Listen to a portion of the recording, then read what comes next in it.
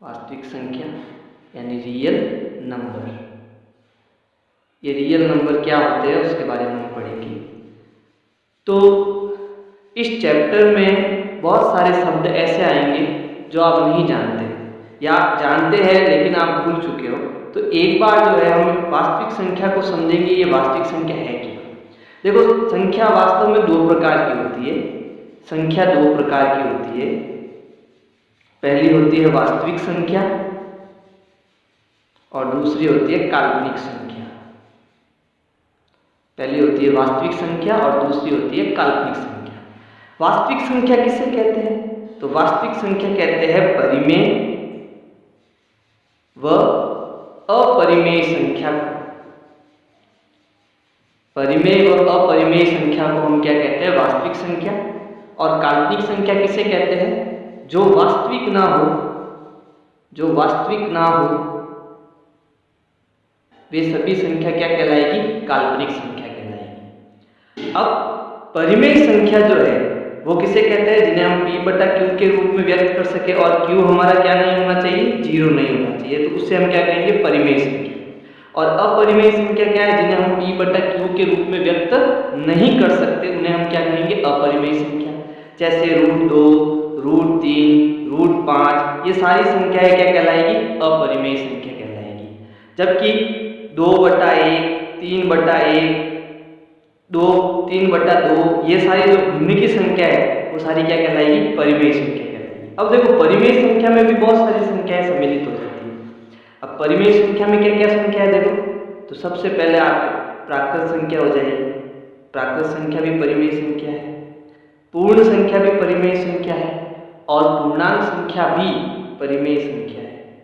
प्राकृत संख्या भी परिमेय संख्या है, पूर्ण संख्या भी परिमेय संख्या और पूर्णांक संख्या भी क्या है? परिमेय संख्या है। और जितनी भी दशमलव वाली संख्या है, दशमलव दो प्रकार के होते हैं, जिनमें से आधी तो आपके हो जाएगी अपरिमेय संख्या और कुछ दशमलव संख्या हो जाएगी परिमेय संख्या। तो इसे अभी नहीं लिखूंगा मैं। प्राकृत संख्या वे संख्या है जो 1 से प्रारंभ होती है और अनंत तक चलती है और सारी धनात्मक होती है। तो ऐसी संख्याओं को हम कहते हैं प्राकृत संख्या। अब आप कहोगे ये p/q के रूप में लिख सकते हैं क्या? देखो, परिमेय संख्या किसे कहते हैं? जिसे हम p/q के रूप में लिख सकते हैं। अगर मैं इन सब के नीचे /1 लगा दूं तो ये सारी क्या बन जाएगी? परिमेय बन जाएगी। इसलिए हम कह सकते हैं कि प्राकृत संख्या परिमेय संख्या है। उसके बाद पूर्ण संख्या किसे कहते हैं? कि 0 से लगाकर अनंत तक चलने वाली संख्या को हम क्या कहते हैं? पूर्ण संख्या कहते हैं। इसमें और इसमें एक ही अंतर है कि इसमें ये 0 आ जाता है अलग से।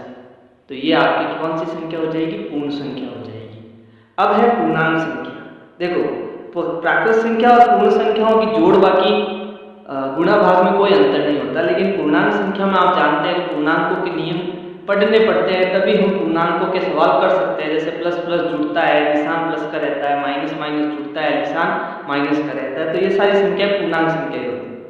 इसमें बीच में 0 होता है। 0 के इस तरफ सारी धनात्मक संख्याएं होती है, प्लस अनंत तक चलेगी, और 0 के इस तरफ सारी ऋणात्मक संख्या होती है, ये भी अनंत तक होती है, माइनस की इनफाइनाइट। अब 0 के इस तरफ जो प्लस की संख्या है उन्हें हम कहेंगे धनात्मक पूर्णांक संख्या। धनात्मक पूर्णांक संख्या, ये शब्द याद रखना, आपके सवालों के बीच में आएंगे। 0 के इस तरफ सारी संख्याओं को हम क्या कहेंगे? धनात्मक पूर्णांक, और इस तरफ वाली संख्याओं को हम क्या कहेंगे? ऋणात्मक पूर्णांक। ऋणात्मक पूर्णांक। अब देखो, ये तीनों संख्याएं जो है कौन सी संख्या? परिमेय संख्या। और अपरिमेय संख्याओं के उदाहरण में बता सकता हूँ √2, √3, √5 ऐसी सारी संख्या आपकी क्या होगी? अपरिमेय संख्या होगी। क्योंकि प्राकृत, पूर्ण और पूर्णांक संख्या को हम बट्टे के रूप में लिख सकते हैं, इसलिए ये सारी संख्याएं क्या होगी? परिमेय संख्या होगी। तो संख्या, वास्तविक संख्या हमारा चैप्टर है, और वास्तविक संख्या में हम क्या पढ़ रहे हैं? वास्तविक संख्या किसे कहते हैं?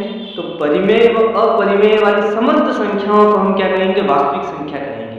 और जिन्हें वास्तविक संख्या के रूप में नहीं लिखा जा सकता उन्हें हम क्या कहेंगे? काल्पनिक संख्या। आप कहोगे काल्पनिक संख्या का एक उदाहरण बताओ, तो काल्पनिक संख्या का देखो, √i और उसके अंदर माइनस की कोई संख्या आ जाए, जैसे -2 आ गई, तो रूट के अंदर अगर कोई ऋणात्मक संख्या आपको मिलती है तो ऐसी सारी संख्याओं को हम क्या कहेंगे? काल्पनिक संख्या कहेंगे। समझ गए? ठीक है।